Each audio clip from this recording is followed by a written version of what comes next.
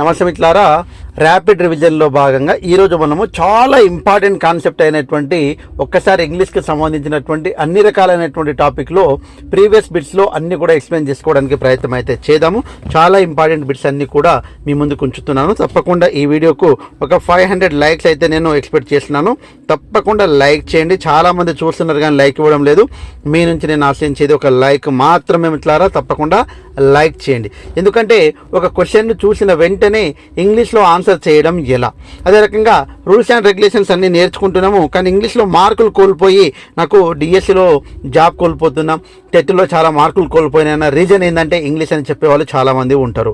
వాటిని అధిగమించడానికే ఎవరైతే Urdu medium Telugu medium aspirants ఉన్నారో గ్రామీణ ప్రాంతాల్లో ఉన్నటువంటి ఆస్పిరెంట్స్కు ఒక భరోసా కల్పించడానికి ఇవన్నీ క్లాసులు కూడా. కాబట్టి తప్పకుండా లైక్ చేయండి. ఇలాంటి వీడియోస్ మీరు లైక్ చేస్తే మరికొన్ని వీడియోస్ అనేటువంటిది చేయడానికి ప్రయత్నం చేస్తాను. కాబట్టి తప్పకుండా లైక్ చేసి ఉంటారని మనస్ఫూర్తిగా కోరుకుంటూ వీడియోలోకి వెళ్ళిపోదాం. మెయిన్గా చూసినట్లయితే క్వశ్చన్ పేపర్ ఇది. ఇవన్నీ కూడా డిఎస్సిలో అడిగినటువంటి ప్రీవియస్ బిట్స్ అండి. ఫస్ట్ ఇక్కడ మనం క్వశ్చన్స్ చూసినట్లయితే ఇక్కడ చూడండి, క్వశ్చన్ ట్యాగ్కి సంబంధించింది క్వశ్చన్ అనేటువంటిది అడగడం అనేటువంటిది జరిగింది. 2 brothers never come on time అనేటువంటిది ఇచ్చిండు. మనకు క్వశ్చన్ ట్యాగ్ తయారు చేయడానికి 5 రూల్స్ ఉంటాయండి. Okay, 1 2 3 4 5 rules. ఫస్ట్ హెల్పింగ్ వర్బ్ను ఐడెంటిఫై చేయడం, తర్వాత పాజిటివ్ ఉంటే నెగిటివ్ రాయాలి, తర్వాత షార్ట్కట్ ఎన్ఓటి రాయాలి, తర్వాత ఉండేటువంటిది దానికి సంబంధించినటువంటి ప్రొనౌన్ రాయాలి, తర్వాత మనకు క్వశ్చన్ మార్క్ రాయాలి. ఇవి 5 రూల్స్. సింపుల్గా చెప్తున్నా. ఇంకా క్లాస్ కావాలంటే థియరీ వినండి. ఇక్కడ 2 brothers నెవర్ అనేటువంటిది ఇచ్చిండు, సబ్జెక్ట్ ప్లస్ వర్బ్ 1. కాబట్టి ఇక్కడ simple present do comma does అనే హెల్పింగ్ వర్బులు దాగి ఉంటాయి. ఇక్కడ బ్రదర్స్ అన్నాడు కాబట్టి ప్లూరల్కి ఏం వాడతామండి? డూ వాడతాం. కాబట్టి హెల్పింగ్ వర్బ్ ఐడెంటిఫై చేయడంలో డూ. ఇక్కడ నాట్ అనేటువంటిది ఇచ్చిండండి. ఇక్కడ నెవర్ అంటే నాట్ తోటి సమానము కాబట్టి నాట్ అనేటువంటిది తీసివేయాలి. కాబట్టి డూ లాగానే ఉంటుంది. దీనికి షార్ట్ కట్ రాయాలంటే డూ అనేటువంటిది డూ లాగానే ఉంటుంది. తర్వాత ప్రనౌన్ అనేటువంటిది 2 brothers అంటే ప్లూరల్ అండి. కాబట్టి ప్లూరల్ కాబట్టి ఏమవుతుంది, మనకు దే వాడతాం. కాబట్టి డూ దే, తర్వాత క్వశ్చన్ మార్క్. కాబట్టి ఇవన్నీ కలుపుకొని డూ దే తర్వాత question mark. Okay, do they question mark అనేటువంటిది ఆన్సర్ అవుతుంది. 3rd one చాలా సింపుల్. ఏంటంటే ఇంకా ఈజీగా తీసేయాలంటే నెవర్ అనేటువంటిది ఉంది కాబట్టి నాట్ అనేటువంటిది రాదు, 2 తీసేయవచ్చు. మరి డజ్ ఎందుకు రాస్తారంటే ఇక్కడ దే ఉంది కాబట్టి డజ్ అనేటువంటిది రాదు. సింపుల్గా ఎలిమినేషన్ ద్వారా సింపుల్గా ఆన్సర్స్ అయితే చేయొచ్చు, టైం వేస్ట్ కాకుండా. కాబట్టి ఈ రకంగా చేయడానికి ప్రయత్నం అయితే చేయాలి. నెక్స్ట్ చూసినట్లయితే a buzzing bee has been irritating me. చూడండి, బీ అంటే ఏంది? తేనెటీగలు. Identify the figures of speech of the above sentence. Figure of speech అనేటువంటిది చాలా ఇంపార్టెంట్. చూడండి, సిమిలీ అంటే మనకు లైక్ కావచ్చు, అదేవిధంగా యాజ్ కావచ్చు. ఈ పదాలు ఉంటే దానికి మనం సిమిలీ అంటాం. ఈ పదాలు లేకుండా కంపారిజన్ అంటే టూ థింగ్స్ ఉండాలి. నౌన్స్ అన్న ఉండొచ్చు, థింగ్స్ అన్నా ఉండొచ్చు, ఏదైనా ఉండొచ్చు. కంపారిజన్ చేయాలి. బట్ ఇక్కడ ఏముండొద్దు అంటే లైక్ కానీ యాజ్ కానీ లేకుండా ఉంటే మెటాఫర్ అండి, ఉంటేనేమో సిమిలీ. హైపర్బోల్ అంటే ఏంది? ఎగ్జాగరేషన్ అంటాం. హైపర్బోల్ అంటే ఉన్నదానికంటే అధికంగా చేసి చెప్పడం. ఇక్కడ ఇంకా ఈజీ ఏంటంటే ఆనోమోటోఫియా అంటే అర్థం ఏంటంటే ఆనోమోటోఫియా అంటే సింపుల్గా మనం గుర్తుపెట్టుకోవాల్సింది సౌండ్ అనేటువంటిది వస్తుంది. చూడండి, బీజింగ్ బీ అనేటువంటిది ఇరిటేటింగ్ మీ. బీజింగ్ అనేటువంటిది ఏంటంటే మనం కామన్గా హానీ బీస్ ఉంటాయి కదా, అవన్నీ కూడా ఏ రకంగా వస్తుంది? బూ అని సౌండ్ వస్తుంది. బెల్ అనేటువంటిది ఉంటుంది కదా, బెల్ అనేటువంటిది రింగ్ అనేటువంటిది సౌండ్ వస్తుంది. అంటే ఇక్కడ మనకు సౌండ్కు సంబంధించింది ఏదన్నా ఉందంటే తప్పకుండా దానికి ఆనోమోటోఫియా అనేటువంటిది ఆన్సర్స్ అయితే ఈజీగా చేయవచ్చు. ఇప్పుడు స్నేక్ ఉందనుకోండి, స్నేక్ బుష్ అనేటువంటిది దానికి సంబంధించినటువంటి మనకు ఇక్కడ సౌండ్ అంటే సౌండ్ రిలేటెడ్ ఉన్నటువంటి అవన్నీ కూడా ఆనోమోటోఫియా అనేటువంటి దానికి ఎగ్జాంపుల్ అవుతుంది. కాబట్టి చాలా జాగ్రత్తగా గమనించాలి. నెక్స్ట్ చూసినట్లయితే చూడండి, ఇక్కడ డిలియా finished her cry and to her cheeks with powder rack. చూడండి, ఇక్కడ డిలియా ఫినిష్డ్ అంటే V2, హర్ క్రై. ఓకే, ఆమె పూర్తి చేసింది. ఇక్కడ చూడండి, అండ్ అన్నప్పుడు కంపల్సరీ ఇక్కడ V2 అనేటువంటిది వాడాలి. కాబట్టి చాలా జాగ్రత్త. ఇక్కడ సార్ హ్యాడ్ అటెండెడ్ అనేటువంటిది ఎందుకు రాదు సార్ అంటే ఇక్కడ ఈ సెంటెన్స్ వేరు ఇంకో సెంటెన్స్ వేరు ఉన్నప్పుడు రాయొచ్చు. కానీ ఇక్కడ అండ్ అంటే దానికి సంబంధించినటువంటి పదమే మళ్ళీ ఒకటి కలపాలి. కాబట్టి ఇక్కడ V2 అనేటువంటిది రాయాలి. కాబట్టి అటెండెడ్ అనేటువంటిది సూటబుల్ ఆన్సర్ అవుతుంది. కాబట్టి వేరు వేరు సెంటెన్స్ అయినప్పుడు ఇది కరెక్ట్ అవుతుంది, కానీ వేరు వేరు సెంటెన్స్ కాదు, ఒకటే సెంటెన్స్ అండ్ తోటి కలపబడింది కాబట్టి V2 అనేటువంటిది రాయాలి. చాలా జాగ్రత్తగా ఇలాంటి వాక్యాలు ఇస్తే కన్ఫ్యూజ్ కావడానికి అవకాశం ఎక్కువ ఉంటుంది, కాబట్టి చాలా జాగ్రత్తగా గమనించడానికి ప్రయత్నం అయితే చేయాలి. Next, choose the option with all it is components having at least one silent consonant letter. ఒక సైలెంట్ కాన్సోనెంట్ లెటర్ అనేటువంటిది మనకు ఈ క్రింది ఇచ్చినటువంటి వాక్యాలలో కనిపించాలి. చూడండి, హైమ్, ఓకే, ఇక్కడ తర్వాత చంపాగన్, ఓకే, పాపులర్, తర్వాత రిస్ట్. ఇక్కడ రిస్ట్లో డబ్ల్యూ సైలెంట్ ఉంది, కానీ పాపులర్లో ఎలాంటి సైలెంట్ లెటర్ అనేటువంటిది లేదు, కాబట్టి ఇది ఆన్సర్ కాదు. కనీసం ఒకటన్నా మనకు ఏముండాలా, సైలెంట్ కాన్సోనెంట్ అనేటువంటిది ఉండాలి. క్లింబ్, తర్వాత మౌంటైన్, బ్రిడ్జ్, డెప్త్, ఇక్కడ మనకు ఏది కూడా సైలెంట్ లేదు, కాబట్టి ఇది కూడా ఆన్సర్ కాదు. త్రో, మార్టిగేజ్, హానెస్ట్, వైబ్రెంట్, ఇక్కడ కూడా మనకు సైలెంట్ లెటర్ లేదు, అంటే అన్ని లెటర్స్ కూడా పలుకుతూ ఉన్నాయి. తర్వాత ర్యాపోర్ట్, ర్యాపోర్ట్, ఓకే, తర్వాత sign, sign, G silent, cough, cough, L silent, తర్వాత డెబిస్, డెబిస్, ఇక్కడ సైలెంట్. కాబట్టి ఇక్కడ మనకు ఏది వస్తుందండి, ఇక్కడ కాన్సోనెంట్ అనేటువంటిది సైలెంట్ లెటర్గా వస్తుంది. ఈజీగా మనం చదువుతుంటే అర్థమవుతుంది. ఇలాంటి బిట్స్ వస్తే మనం ఈజీగా చేయవచ్చు. నెక్స్ట్ చూసినట్టయితే, ఐ మెట్ సహర్స్ డ్యాస్ ఇయర్ అగో, అంటే ఒక సంవత్సరం కిందట అని చెప్పడానికి ఏమంటాం, ఏ ఇయర్ అగో, కాబట్టి ఏ వస్తుంది. సింపుల్గా ఇక్కడ ఆయన వచ్చింది, ఇక్కడ ఆయన వచ్చింది, ఇక్కడ దా వచ్చింది, కాబట్టి ఆన్సర్ ఏమవుతుంది, డైరెక్ట్ 4th వన్ ఆన్సర్ అవుతుంది. చాలా సింపుల్ అండి.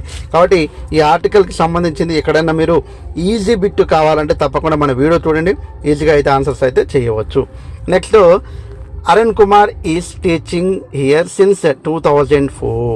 తర్వాత Arun Kumar is teaching here for last 20 years. For, okay, since, for అనేటువంటిది రెండు కూడా మనకు కామన్గా ఉన్నటువంటి దాంట్లో మెయిన్గా ఏ టెన్స్ వాడతాము, ప్రజెంట్, పర్ఫెక్ట్ కంటిన్యూస్ టెన్స్ అండి. Subject plus have been, has been, తర్వాత V1 ప్లస్ ఐఎన్జీ ఫామ్ ఉండాలి. కానీ ఇక్కడ ఇచ్చినటువంటి సిన్స్, ఫర్ అనేటువంటిది ఈస్ తోటి రాయబడింది, కాబట్టి ఈ రెండు తప్పులే అండి. కాబట్టి మనకి ఇక్కడ ఇచ్చినటువంటి దాంట్లో ఓన్లీ ఏ ఇస్ కరెక్ట్ కాదంటే, only sentence B is correct కాదు, both sentence A and are correct కాదు, both the sentence A and B are not correct. ఎందుకు కరెక్ట్ కాదు అంటే ఇక్కడ ప్రజెంట్ కంటిన్యూస్ టెన్స్ వాడిండు, కానీ ప్రజెంట్ పర్ఫెక్ట్ కంటిన్యూస్ టెన్స్ వాడాలి, కాబట్టి ఇది రెండు కూడా కరెక్ట్ కావు. కాబట్టి ఇక్కడ 4th one is the answer అవుతుంది. నెక్స్ట్ మనం చూసినట్లయితే, choose the correct punctuated sentence. Punctuation marks కోసం నేను 12 పంక్చువేషన్స్ మార్క్స్ అనేటువంటిది ఈజీగా ఐడెంటిఫై చేయడానికి ఇక్కడ మీకు ఇచ్చాను. బట్ ఒకసారి పంక్చువేషన్స్ మార్క్స్ అన్నాడు, కాబట్టి ఒక్కసారి మనం చూసినట్లయితే, ద టూరిస్ట్ ఎక్స్క్లైమ్డ్, అన్నిటికో సేమ్ ఉన్నాయండి, ద టూరిస్ట్ ఎక్స్క్లైమ్డ్, ఇందులో ఏం మార్పు లేదు. కానీ ఇక్కడ స్మాల్ లెటర్ ఇచ్చిండు, కాబట్టి ఈ స్మాల్ లెటర్ అనేటువంటిది వాడరాదు, కాబట్టి ఒకటి తీసేస్తున్నాం. క్యాపిటల్, క్యాపిటల్, క్యాపిటల్, తర్వాత ఇన్వర్టెడ్ కామర్స్ స్టార్ట్ అయింది. ఇక్కడ చూడండి, మనకి ఎప్పుడైనా సరే పంక్చువేషన్స్ మార్క్స్ అనేటువంటిది important. What a beautiful scene it is, ఇక్కడ బ్యూటిఫుల్ సీన్ ఇట్ ఈస్ అనేటువంటిది ఆశ్చర్యానికి సంబంధించినటువంటి మార్క్ ఉండాలి, కానీ ఇక్కడ ఏముందండి, క్వశ్చన్ మార్క్ ఉంది.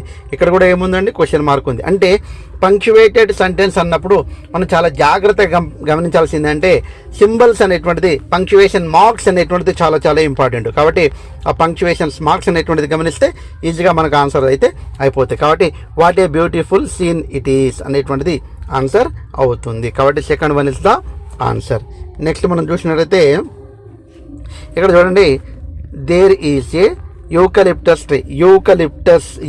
యూకలిప్టస్ కామన్గా కా నుంచి బండిరా వరకు ఉంటేనేమో ఏ ఉపయోగిస్తామండి, ఆ నుంచి అమ్మ వరకు ఉంటేనేమో యాన్ ఉపయోగిస్తాం.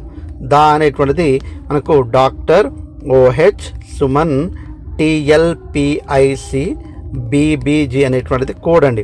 అంటే డి అంటే డైరెక్షన్స్, దిక్కుల ముందు దా ఉపయోగిస్తాం, ఆర్ అంటే రివర్స్, నదుల ముందు ఆ దా ఉపయోగిస్తాం, ఓ అంటే ఓషన్, సముద్రాల ముందు దా ఉపయోగిస్తాము, హెచ్ అంటే హిస్టారికల్ బుక్స్, దాని ముందు దా ఉపయోగిస్తాం, ఎస్ అంటే సూపర్లేటివ్, దాని ముందు దా ఇట్లా ఉంటాయి అన్నట్టు కోడ్స్ అన్నట్టు, షార్ట్కట్ కోడ్స్ ఇవన్నీ కూడా. ఇక్కడ చూడండి, యూకలిప్టస్, యూ అన్నాడు. యూ అంటే ఎక్కడ వస్తుంది మనకు, యూ అంటే ఎక్కడ వస్తుంది మనకు, కా నుంచి బండి రా మధ్యలో వస్తుంది, కాబట్టి ఆన్సర్ ఏమవుతుంది, ఏ.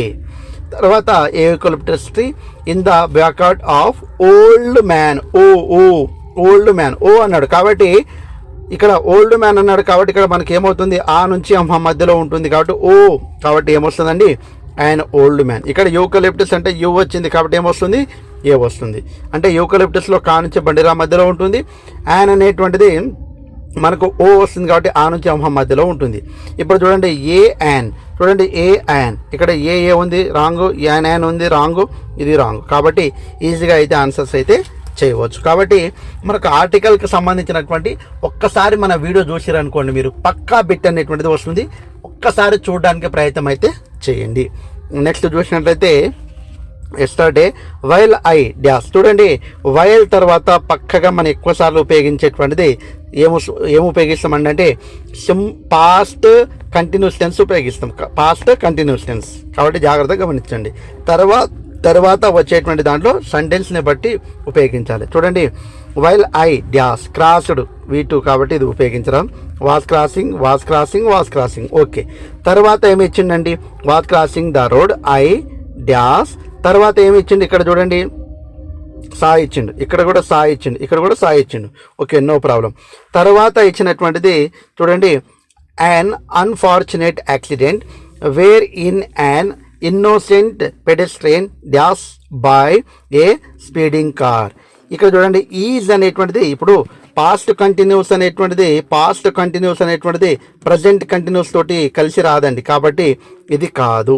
తర్వాత వాస్ ర్యాన్ అనేటువంటిది రాదు ఎప్పుడు కూడా, అంటే రన్ అనేటువంటిది V1, ర్యాన్ అనేటువంటిది ఏమవుతుంది మనకు V2, కాబట్టి ఇది కూడా రాదు. కాబట్టి ఇక్కడ సింపుల్గా ఏమవుతుంది మనకు V3 కూడా కావచ్చు, ఎందుకంటే మనకి ఇక్కడ రావడానికి అవకాశం ఉంది, పాసివ్ సెంటెన్స్లో రావడానికి అవకాశం ఉంది V3 ప్లస్ బై అనేటువంటిది. కాబట్టి వాస్ క్రాసింగ్ తర్వాత తర్వాత వాస్ రన్ తర్వాత ఓవర్ బై స్పీడింగ్ కార్ అనేటువంటిది ఆన్సర్ అవుతుంది. Second one is the answer.